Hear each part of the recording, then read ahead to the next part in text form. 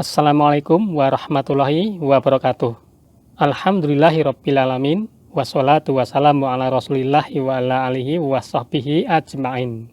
Para pemirsa, muslimin dan muslimat yang dirahmati Allah, dalam video perjalanan ini kembali saya hadir menemani Anda untuk mendengarkan pertanyaan pilihan dalam acara pengajian Ahad Pagi Majelis Tafsir Al-Quran. Nah, dalam kesempatan yang berbahagia ini, kita akan mendengarkan pertanyaan dari peserta pengajian bernama Bapak Agus Mulyono, berasal dari Boyolali, Jawa Tengah. Ada dua pertanyaan yang beliau ajukan. Untuk yang pertama, sesuai dengan kepercayaan orang tua kita zaman dahulu, apakah orang yang telah meninggal dunia pada hari pertama sampai ke-40, rohnya masih kelipengan, gentayangan di sekitar rumah? Karena mereka meyakini itu sehingga mengadakan selamatan dan memberikan sesaji berupa makanan dan minuman, walaupun yang makan anak-anak mereka sendiri. Lalu pertanyaan kedua, tentang mahar pernikahan dalam Islam. Apakah mahar yang akan diberikan sesuai permintaan calon istri ataukah sesuai kemampuan calon suami?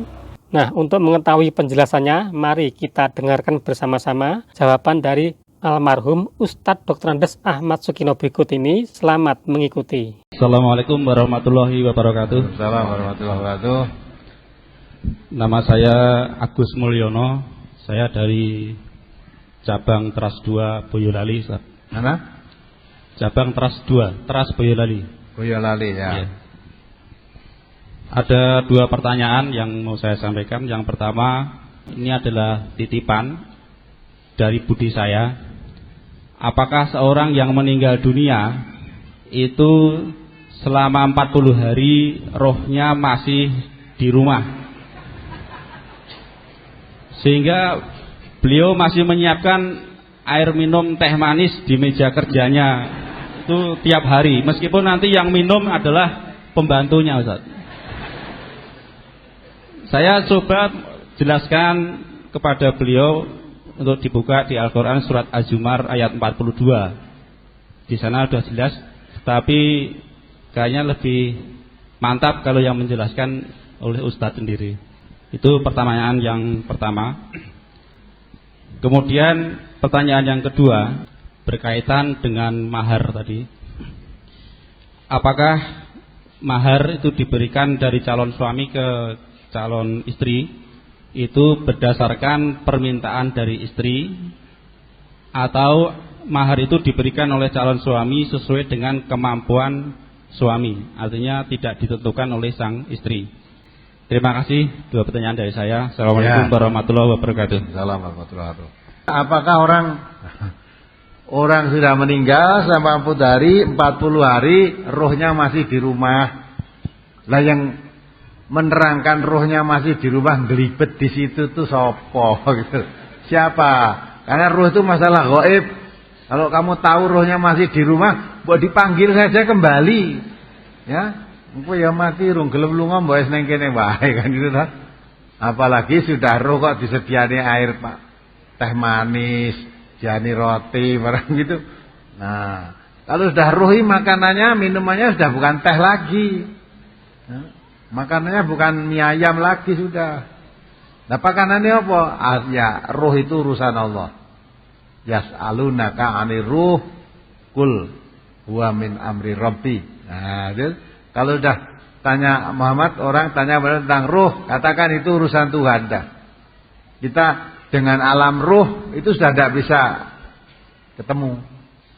Walaupun rumah kita dekat kuburan, situ tidak dikubur orang mati itu. Orang mati baik yang lama atau baru itu sudah tidak bisa komunikasi dengan yang hidup. Jangan mengarang-arang sendiri.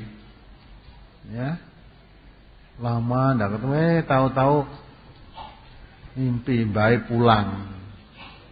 Pulang kalau nangis-nangis atau ngomong, mbok sak nilai kubur aku to le. Bareng lilir, wah simbah tadi malam kesini itu mungkin kuburannya yang apa tilii. Oh, tidak iki weteng niki dikijing kono urung dhewe. Oh, simbahi berarti kuburannya njaluk dikijing ini, nah kijing. Nah itu akale sing urip itu. Akale sing urip, adapun orang sok ketemu orang susah mati itu biasa dulu ketika hidup sering ketemu, apalagi dengan bapak, dengan ibu, dengan Anak dengan istri ketika hidup satu rumah kadang-kala ketemu dalam mimpi itu suatu hal yang biasa. Kaya nalika si urip kae. Kan sediani air teh dan sebagainya. Itu sedianane kok air teh. Umumnya menyediakan orang mati itu bukan air teh. Umumnya apa? Ya, kendi. Dan umumnya ruh itu pulangnya malam Jumat. Kalau malam Jumat kendine kon ngebaki, gentong-gentong dikebaki. Terus ada lagi yang kembang setaman ditaruh di cawan kecil itu, ditaruh di depan pintu, taruh di luar gitu. Lah aku nek roe mbae mulih, pintu wis dikunci, nek arep ngombe gen kuno kembang setaman kuwi. Lah itu keyakinan-keyakinan jahiliyah. Dalam Islam tidak ada. Tidak ada ayat atau hadis yang menjelaskan tentang itu. Maka kalau kita tahu bahwa ruhnya sebelum 40 hari ada masih ngelipet di rumah itu, tahunya dari mana? Kalau Quran tidak menjelaskan, hadis tidak menjelaskan, kok kamu tahu itu yang ngandani siapa?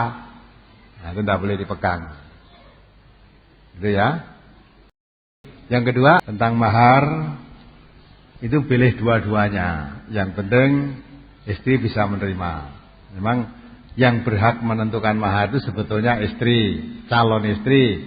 Saya mau dinikahi oleh kamu asal kamu bisa memberikan apa, termasuk istri, tergantung permintaan calon istri. Nah, atau kalau yang menentukan suaminya asal istrinya bisa menerima, ya boleh, ya halal. Seperti yang sudah biasa terlaku di sini kan, mau nikah ditanya oleh naibnya, yang ditanya suami, calon suami, maharnya apa? Dia jawab seperangkat alat sholat dan Quran 30 juz.